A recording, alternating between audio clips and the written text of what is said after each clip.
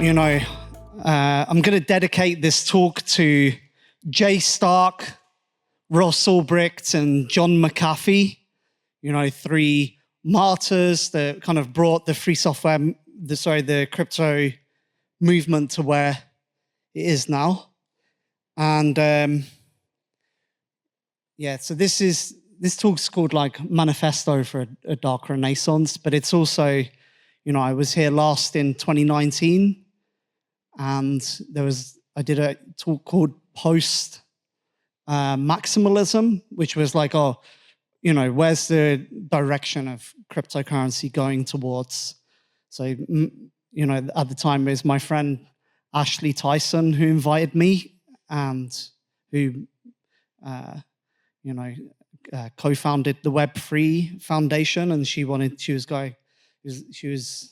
me to discuss about the future of cryptocurrency. And, you know, I think that future is about what we call the RegFi DarkFi split. So a bit about myself, you know, I was a Bitcoin developer from 2010 to, you know, 2015, I guess. You know, I did like a lot of work on Bitcoin full nodes, with a focus on anonymous software. So, you know, our team made the first CoinJoin and Stealth implementations, and also started the standardization process for Bitcoin. And yeah, also made the first exchange in the UK.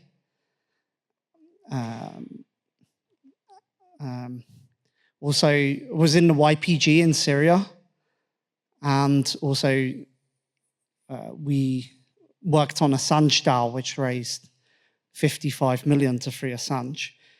So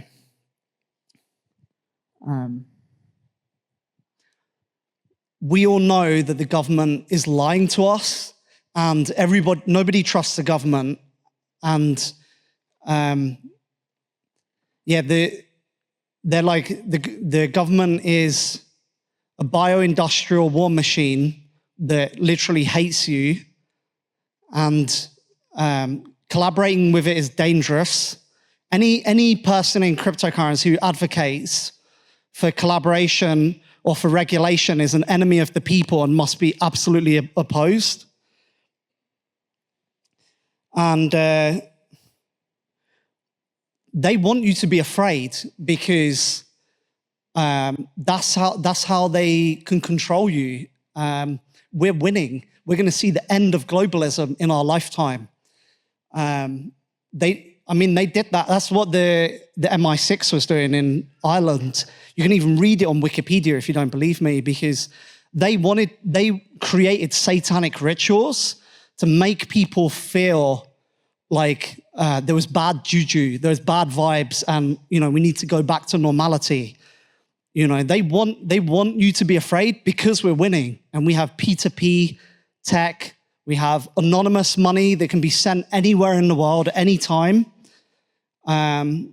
So we just have to tap into that. Now everybody, that's what I was saying about the post-maximalism thing in the past. Everybody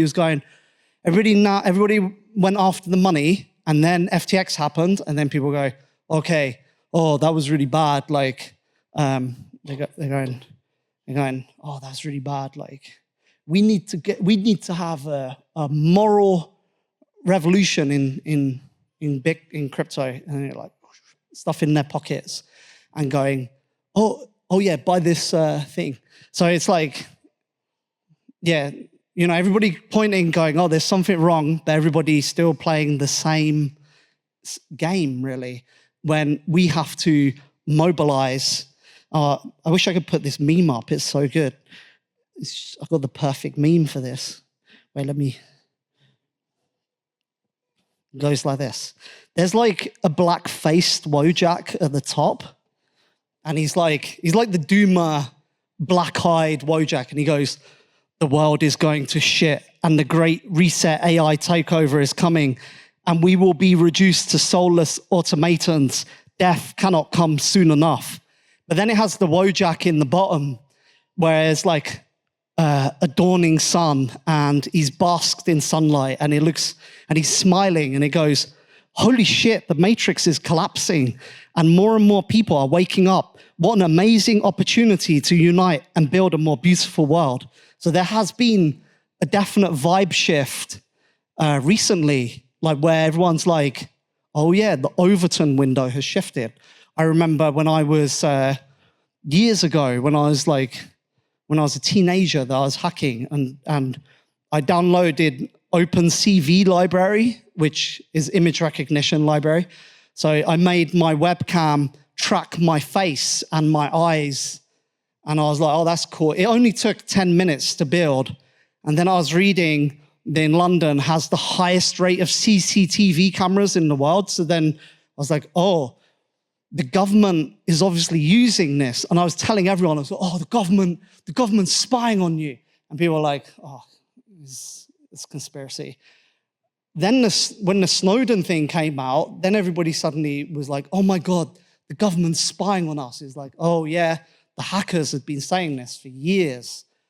But now we're in a completely different era where the elites have used black magic, or they've used those games of manipulating people, and every time you do something like that, you tell a lie, that creates bad karma, and you have to pay that back at some point in the future.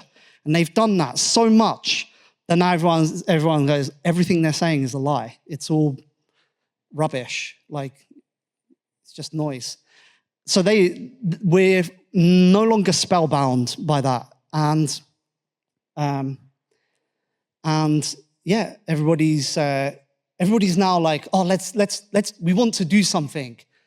We had Occupy a few years ago, all those kind of protest movements, and they didn't go anywhere because people didn't have a vision. They didn't have like a driving philosophy about what they're going to do. They're like, okay, let's get together. Let's have loads of meetings and wave hands, and somehow something will happen.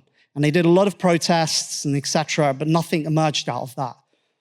You know, similar thing now in cryptocurrency even. Like in the beginning, there was like a drive to create this vision of the future to end the Fed. That was like the main goal of crypto. And then, and then everybody was sitting around going, yep, it's inevitable. I don't need to do anything. It will just happen. But then what happened is, you know, a bunch of people came in and, you know, now we're soul searching. And cryptocurrency undermines the state. It's cyber money that cannot be controlled by governments.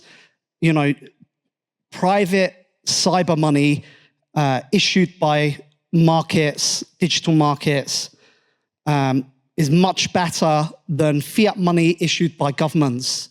That's fact.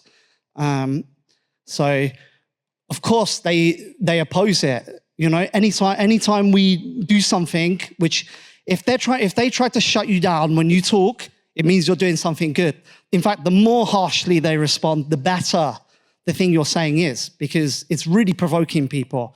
Why is that provoking people? Because we live in a society that's so divided that in England, you'd have people walking down streets chanting, Allahu Akbar, Allahu Akbar, and then other people being put in jail for making tweets.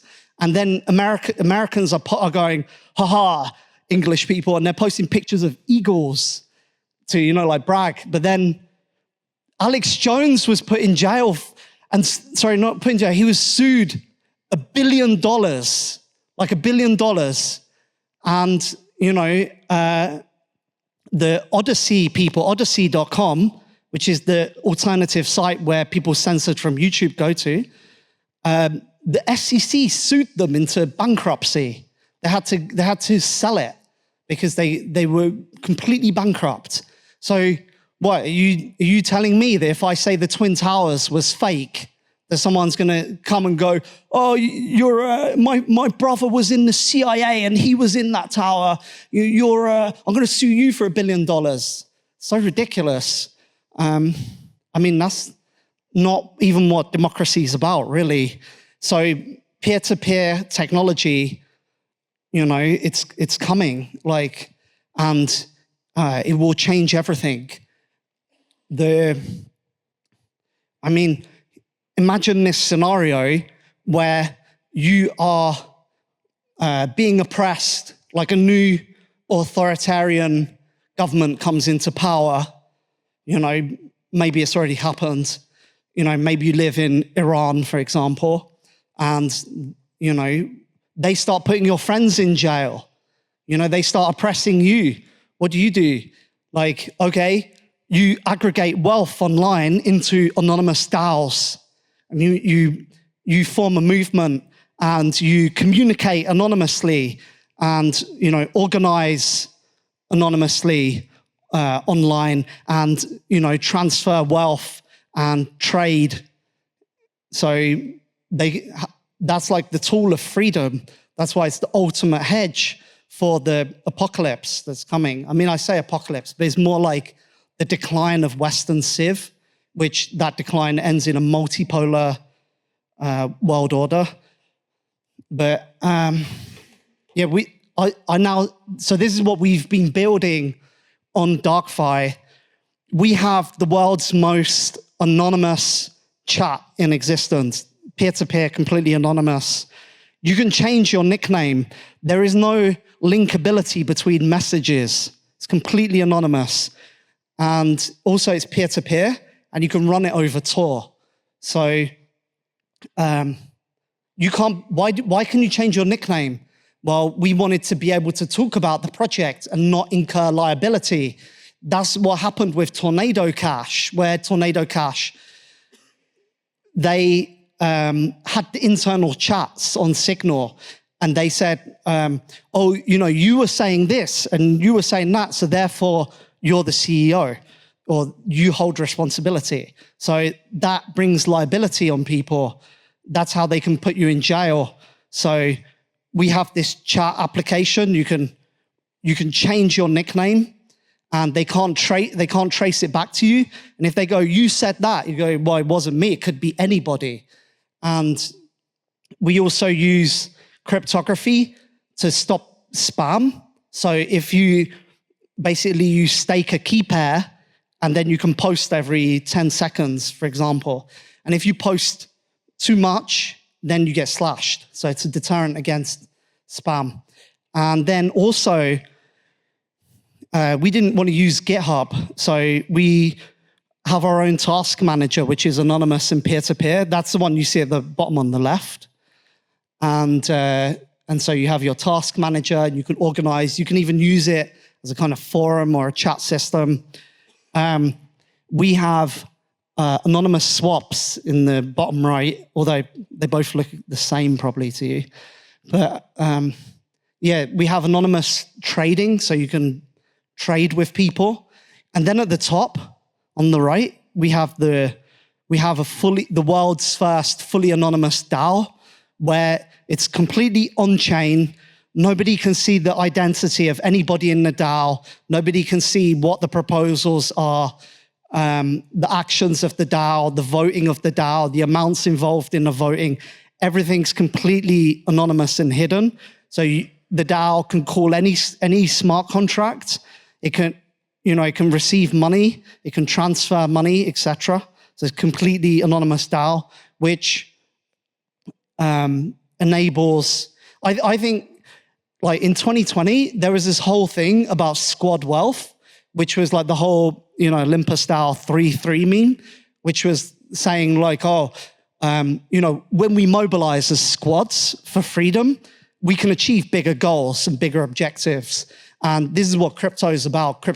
And there was all this discussion about like public goods funding, etc. And there was this vision of DAOs as ushering in this kind of new democratic wave or movement of like, political organizations on the internet. That vision never happened. And all of the kind of DeFi stuff went like into nihilistic shitcoinery, NFT type trading. I'm not dissing NFTs. I really don't know anything about them, but yeah. So I think the big issue with the DAOs is the lack of anonymity, because as I said in the intro, we did the Assange DAO, raised all this money, and then it was like there was an awkward situation where Assange is a political prisoner. There is liability. Everybody in the DAO is completely doxxed. Everything is completely doxxed. And also we participated in an auction, and the game theory of the auction was also broken because everybody could see our actions, our bids. So for DAOs really to work as freedom-preserving like concepts, they must be anonymous. We need strong anonymity in this. This is like what we really need. And anonymity is not just like about defending your right to go, pee in private. I've heard it described like that. People go, oh, privacy is normal. No, privacy is not normal. It's exceptional. It's special. That's why we have to struggle for it. We have to like reach out and grab it. It's ours. And yeah, and so also we have a wallet. We have our own ZK private language. Oh yeah, and I'll talk. And so I think also, yeah, hello.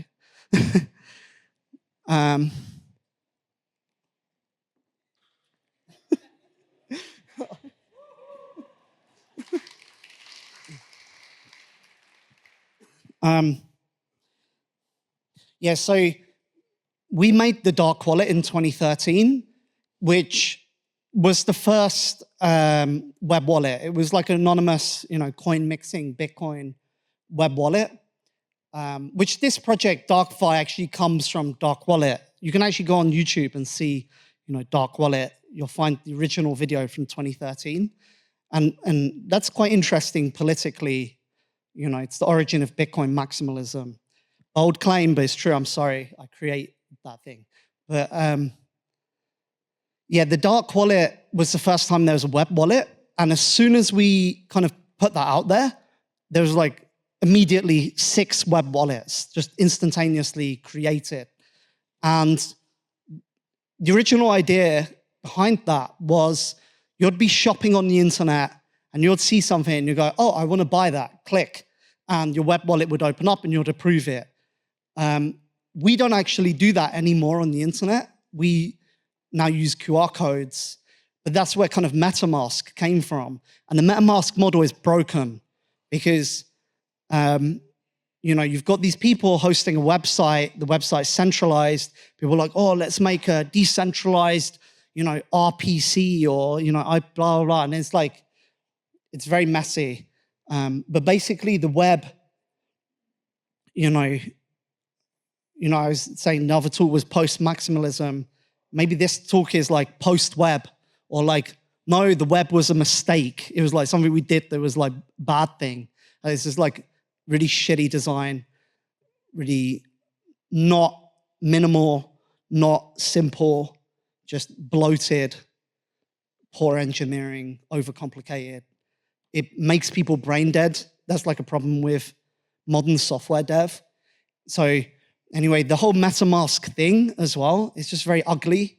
It doesn't even work on the phone properly. So that's why we're not using the web browser. We're building our own application where people can make their own plugins.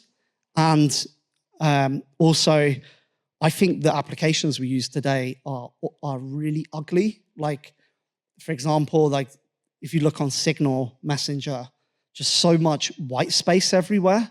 It's like, and so much gaps between the lines. And then also these apps that we use are very buggy. Like you open them and they're like lagging and then they crash. And it's like, it's kind of like, I remember watching sci-fi movies from the 90s and it was like, it's like, whoa, the future is going to be so cool. Look at that app.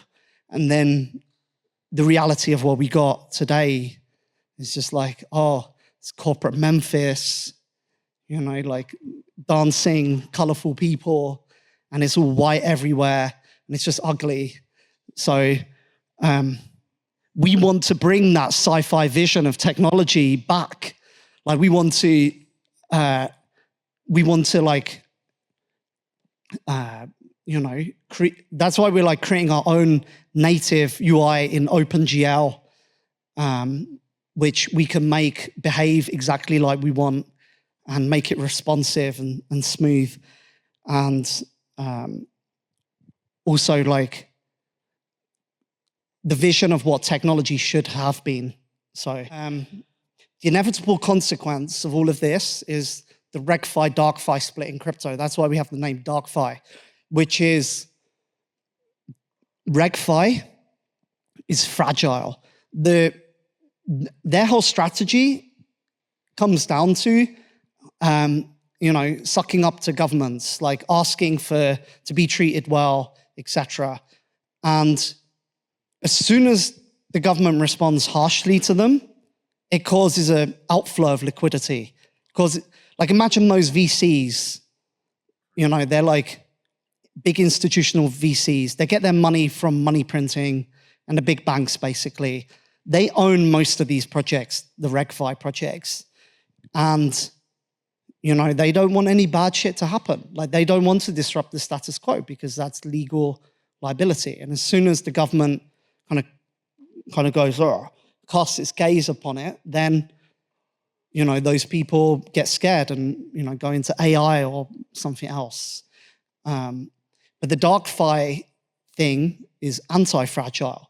So the more that they crack down on people or on use of encryption technologies, the more it vindicates our hypothesis, the more we can point and go, look, this is the government oppressing people, and this is why you need this thing.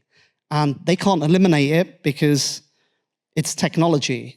We've deliberately engineered our ecosystem to be ruthlessly trust minimized. That's why I said we don't want to depend on GitHub.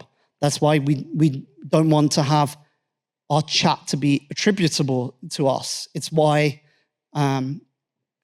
we made the anonymous DAO. Another thing in Tornado Cash case was they were going, oh, look, this guy owns this amount of shares in the DAO. It's like a company, he's liable for that.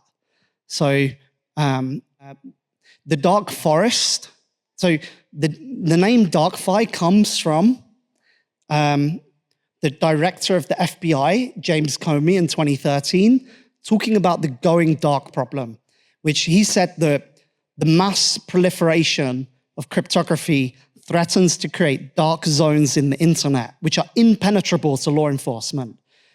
And the kind of dark forest enabled by these cryptography technologies, it helps the cyber guerrilla. The cyber guerrilla can use them to mobilize.